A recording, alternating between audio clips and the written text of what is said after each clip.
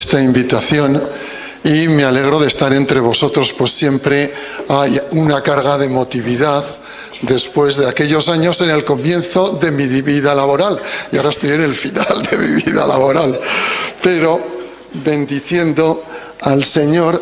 Y sí que doy gracias porque, como dice esta canción, aquí seguimos bendiciendo al Señor y siendo fieles a Él, no por nosotros mismos, sino por lo que Él ha hecho en nosotros. Y de esto algo vamos a comentar en esta mañana.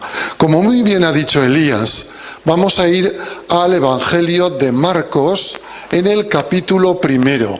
Marcos, capítulo 1, y a partir del versículo 14. Como podéis ver en esos dos versículos, el título que pone en nuestras Biblias es Jesús principia su ministerio. Y lo que vamos a hacer en esta mañana es una reflexión de cómo actuó y qué hizo Jesús en el comienzo de su ministerio. De forma que luego todo esto se va a ver ampliado y desarrollado en el resto del tiempo que Él va a estar o estuvo entre nosotros en Israel en aquel tiempo. Muy bien. Fijaros, ayer decíamos en Aula 21 que no se puede entender la historia si no hacemos las coordenadas del tiempo y del espacio. Y a mí me llama la atención lo bien escrita que está la Biblia. Porque realmente el Señor conoce nuestras limitaciones, y si hacemos esto en la historia es porque nuestra mente es limitada y tenemos de alguna forma que ordenar todo lo que pueda haber en la cabeza. Y efectivamente el comienzo del ministerio nos dice Marcos en un principio que se hizo. ¿Cuándo? En el momento que Juan el Bautista fue encarcelado. ¿Y dónde? Empezó en el norte de Israel, en la tierra que se conoce como Galilea. ¿Y qué hizo Jesús? Porque vais a ver que aquí está la esencia de todo el Evangelio. Lo primero que hizo era predicar. Esto lo vemos perfectamente en el versículo 14. Después que Juan fue encarcelado, Jesús vino a Galilea predicando. Y al final del pasaje que vamos a analizar, que concluye en el versículo 39, nos dice en el 38 y el 39, y él les dijo, vamos a los lugares vecinos para que predique también allí, porque para esto he venido. Y predicaba y sigue. Es decir, lo primero que vino a hacer Cristo a este mundo es predicar. Y ahí nos planteamos, ¿y qué es lo que predicaba? Y la respuesta es muy clara. Predicaba el Evangelio del reino de Dios.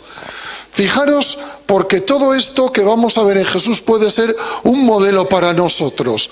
Lo que predicaba principalmente es el Evangelio, es decir, las buenas nuevas. Cuando él está en la sinagoga de Nazaret, precisamente coge un pasaje de Isaías, y en él podemos entender qué es lo que Cristo estaba predicando. El Espíritu de Jehová, el Señor, está sobre mí, porque me ungió Jehová. Me ha enviado a predicar buenas nuevas a los abatidos, a vendar a los quebrantados de corazón, a publicar libertad a los cautivos y a los presos apertura de la cárcel, a proclamar el año de la buena nueva, de la buena voluntad de Jehová y el día de venganza del Dios nuestro, a consolar a todos los enlutados, a ordenar que a los afligidos de Sión se les dé gloria en lugar de ceniza, óleo de gozo en lugar de luto, manto de alegría en lugar de espíritu angustiado, y serán llamados árboles de justicia, plantío de Jehová, para gloria suya.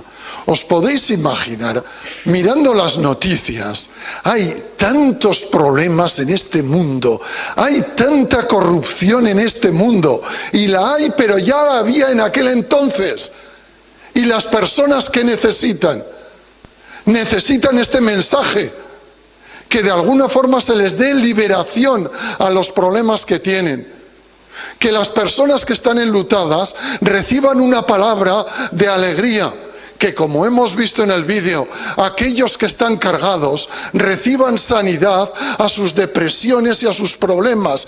Esto es el Evangelio, y por eso también lo traducimos por lo que podía ser la traducción literal: las buenas nuevas.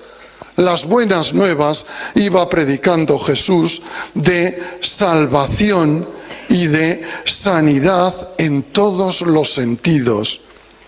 Y era las buenas nuevas, el Evangelio del reino de Dios. Y en el versículo siguiente se dice: el tiempo se ha cumplido.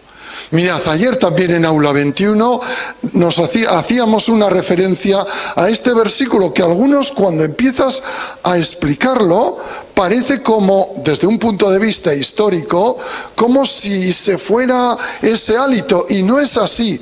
Cristo vino a este mundo cuando podía y debía venir.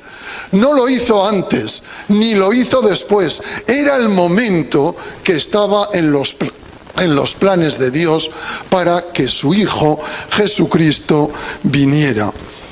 Y vino en ese tiempo propicio, y volverá también en el tiempo que Dios, en su sabiduría inmensa, ha establecido para que Él vuelva.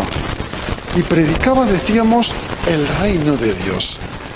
El reino de Dios. En el Antiguo Testamento, y recordaréis algunos un corito, se dice que Jehová es rey y Jehová reina. Si ya Jehová era rey, ¿cómo que venía el reino? Si Jehová reina, ¿en qué reina?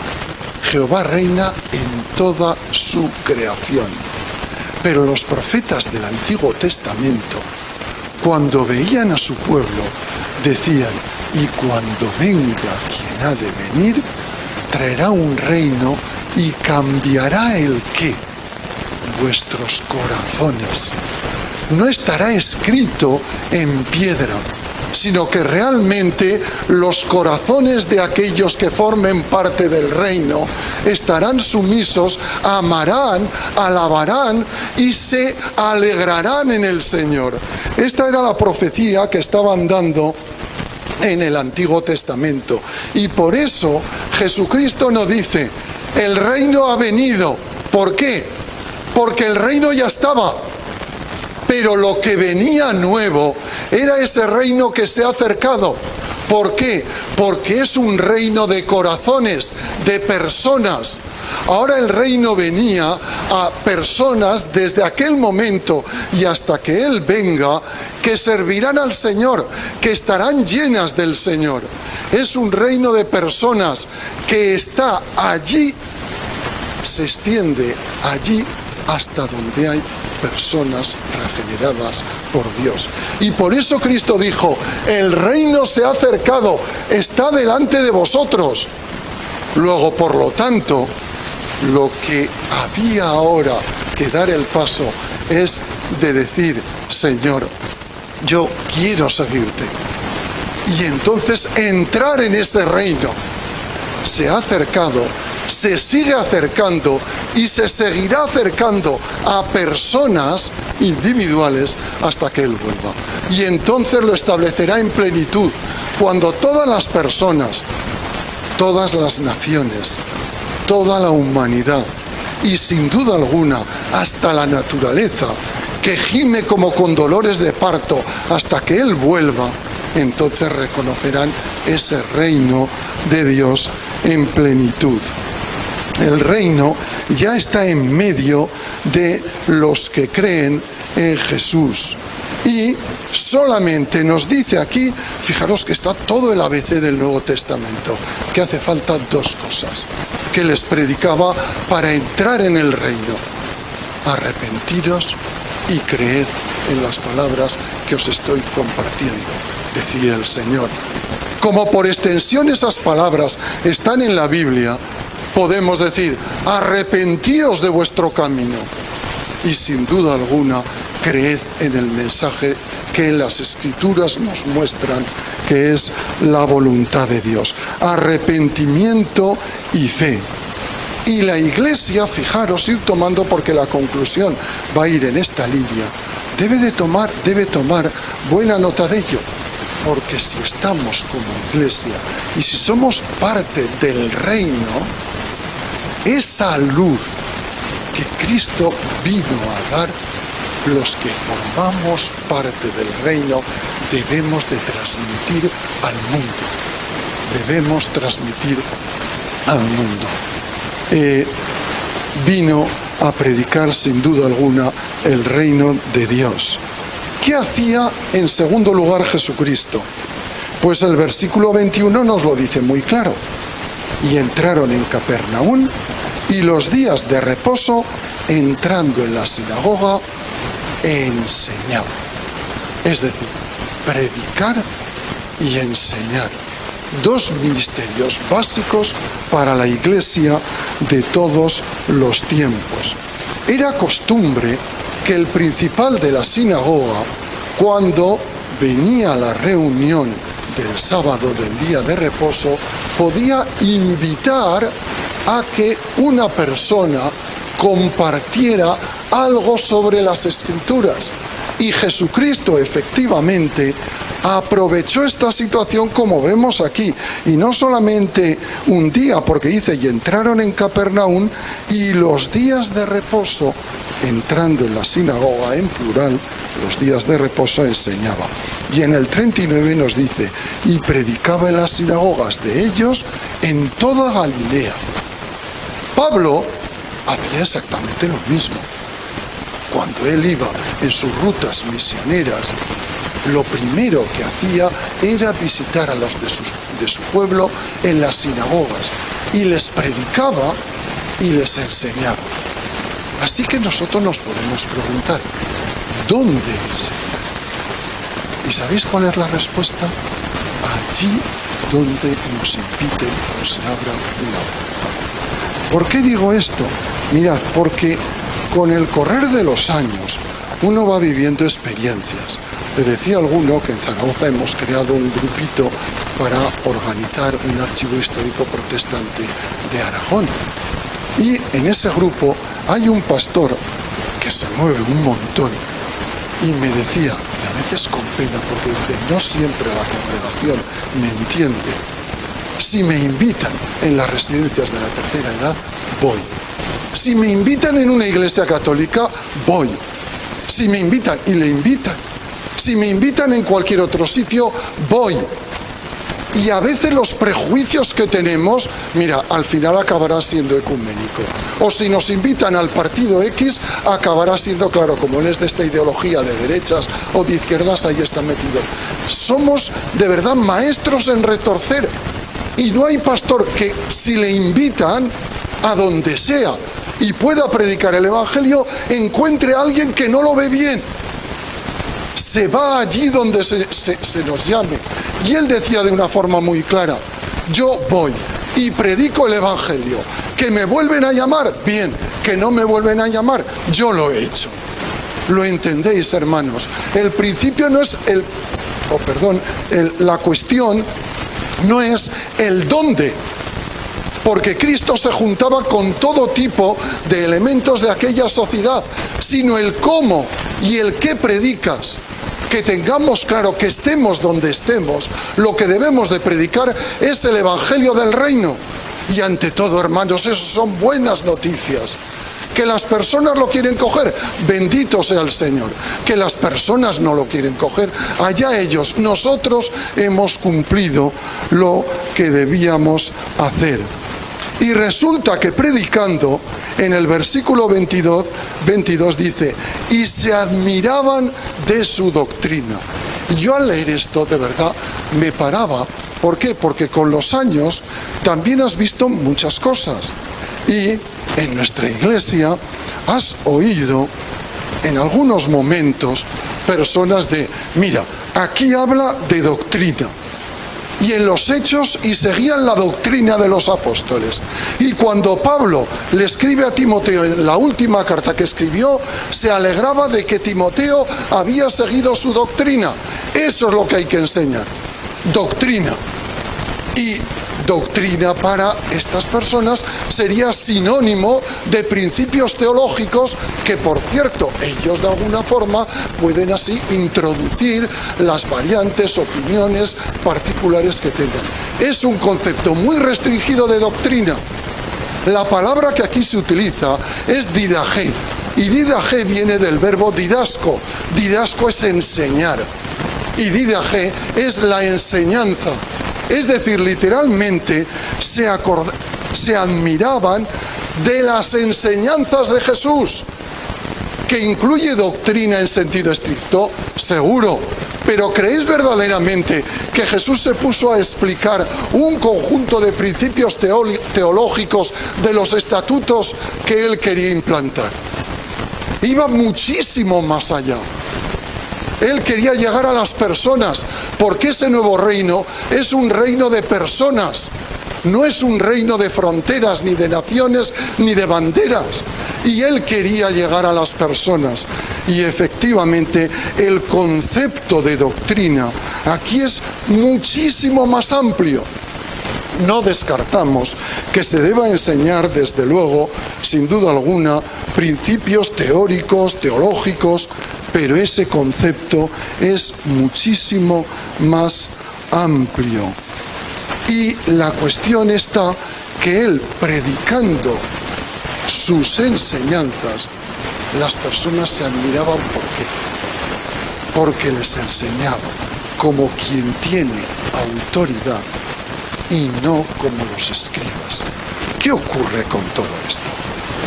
Mirad, los escribas normalmente hacían una serie de comentarios sobre sus tradiciones y la ley. ¿Y qué ocurre con esto? Mirad, es como si yo viniera a explicaros una serie de compendio de principios teológicos que vosotros debéis aprender en la cabeza. Y realmente es mucho más. ¿Que eso estaba bien? Pues a lo mejor en algunos aspectos no estaba mal del todo. Pero ¿qué le pasaba a la gente? Se quedaban vacíos. Ayer veíamos en Aula 21 cómo no podemos desglosar el espíritu del cuerpo, como en los primeros siglos se intentó muchas veces. Somos mente, somos cuerpo y somos espíritu. Y cuando Cristo hablaba a los corazones, a las personas, realmente eso le estaba dando la autoridad, porque ellos de alguna forma captaban que les estaba hablando a las necesidades personales y particulares que ellos tenían, y eso le daba autoridad, no como los escribas que les transmitían palabras. ¿Y qué? Es buena la palabra, es buena la lectura, pero sin duda alguna ellos querrán más. Mirad, es triste viendo la historia del cristianismo cómo esto se ha repetido continuamente.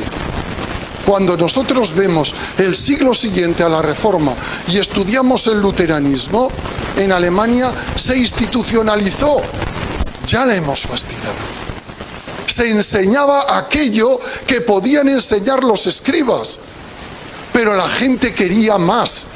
Y surgieron enseguida movimientos dentro del luteranismo, incluso que trataban de alcanzar el corazón de las personas. Y es que no se entiende.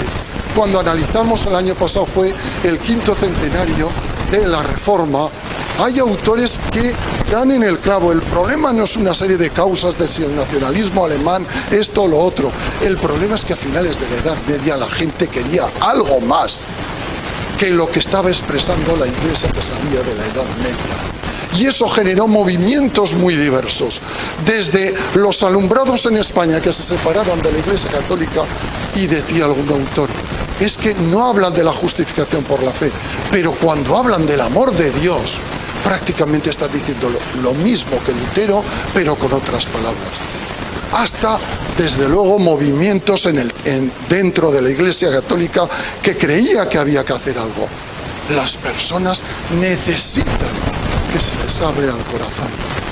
que Dios les transforme, que de alguna forma les diga qué es lo que ellos en ese momento están necesitando. Y pensamos que hasta el día en el que el Señor venga, si la Iglesia se institucionaliza bajo formulismos, siempre surgirán personas que querrán algo más. Porque realmente la persona necesita y el mensaje debe ir dirigido hacia las personas. Pero hay otra cosa que nos lleva al tercer punto. Cuando Él les enseñaba esto y ellos se asombraban de las enseñanzas de Jesús, resulta que le presentaron un endemoniado. Y ese endemoniado, Jesús expulsa el demonio y hace una sanidad. Y eso ya dejó a los de Capernaum, los dejó a cuadros. No solamente nos está hablando como al corazón, sino además le traen una persona y lo sana. ¿Quién es este? Que hasta los demonios le hacen caso.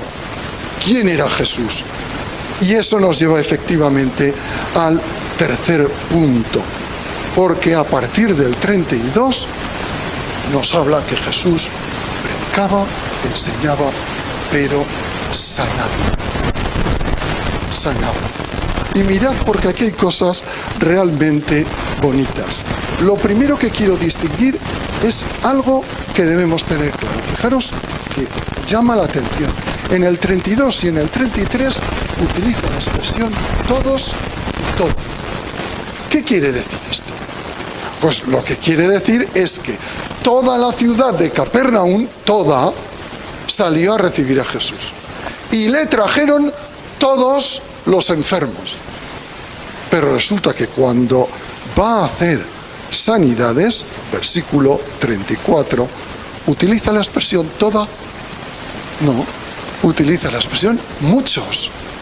Dice, y muchos que estaban enfermos de diversas enfermedades, y sanó a muchos, y echó fuera muchos demonios.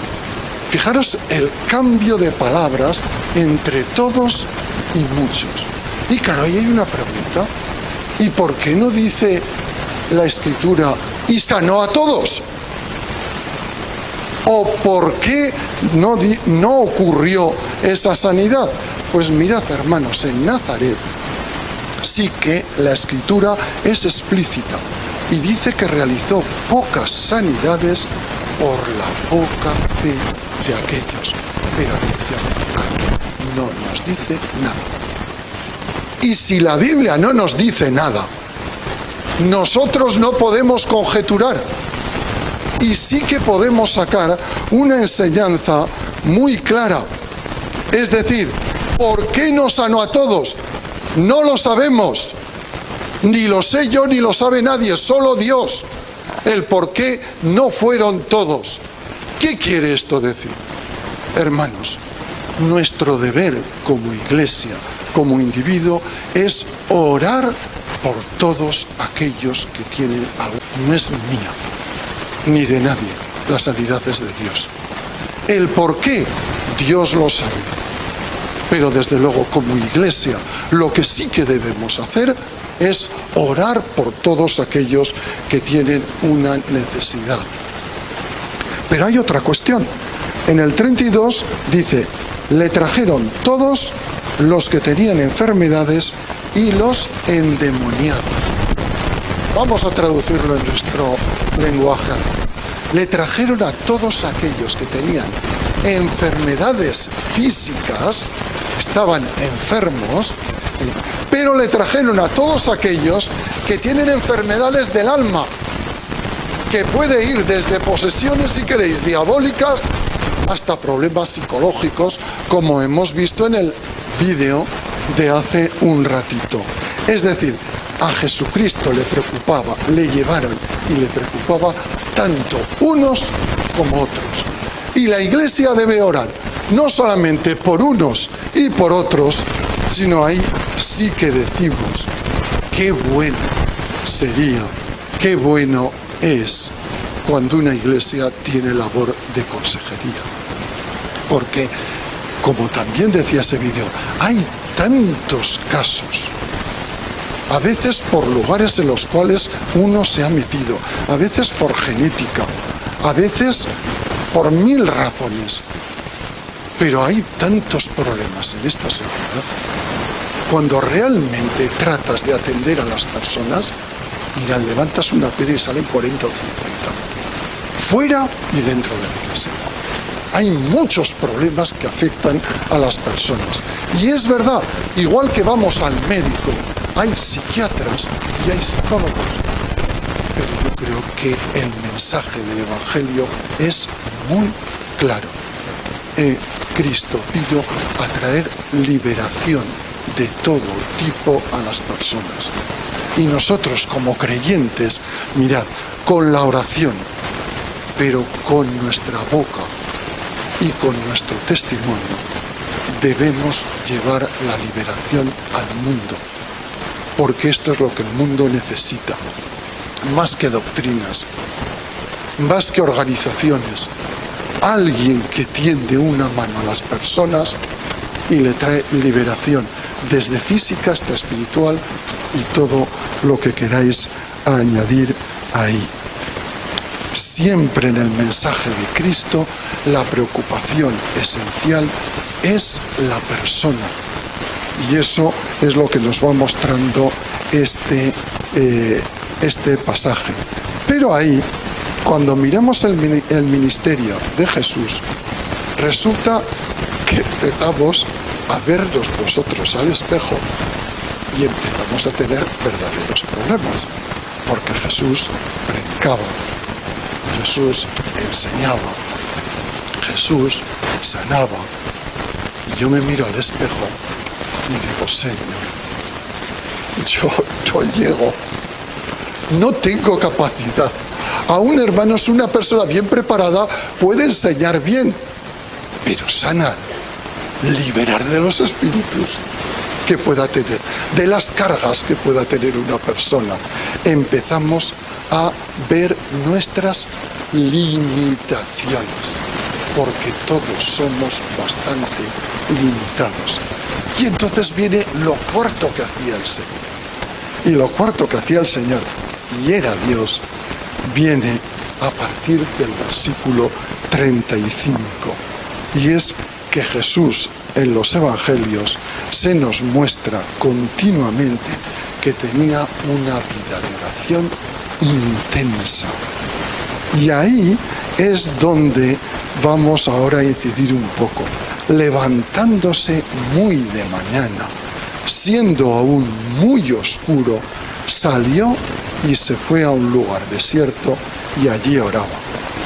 En el versículo 36 y 37 se nos muestra la escena. Es decir, Jesús era muy buscado después de lo que había ocurrido en el versículo 33 y 34, pues es normal que la gente le buscara. ¿Qué nos está diciendo esto? Mira, puedes estar muy involucrado en un ministerio. La gente te puede buscar. Puedes estar con muchas actividades, pero lo primero que es orar. Esa es la base de partida que todos debemos empezar por ahí. Si queremos que un ministerio sea de bendición, necesita que haya oración. Y fijaros que aquí también vuelve a las coordenadas del tiempo y el espacio. ¿Cuándo? Jesús sabía perfectamente que el día, la jornada, iba a ser muy atareada, porque le estaban buscando, y él iba a seguir predicando por las sinagogas, y iba a estar atareado. Por tanto, ¿qué hizo? Bueno, ya oraré por la tarde que tengo ahí 5 minutos. No, muy de mañana, cuando era todavía muy oscuro, el Señor se retiró. Y era Dios. Imaginaros vosotros que nosotros no lo somos. Y con muchas dificultades y limitaciones, pues Él se retiró. ¿Y se retiró dónde? A un lugar desierto. Es decir, necesito apartarme de todo el jaleo y buscar al Señor a solas. Si queremos que un ministerio sea de bendición, sin duda alguna ha de partir de esta premisa.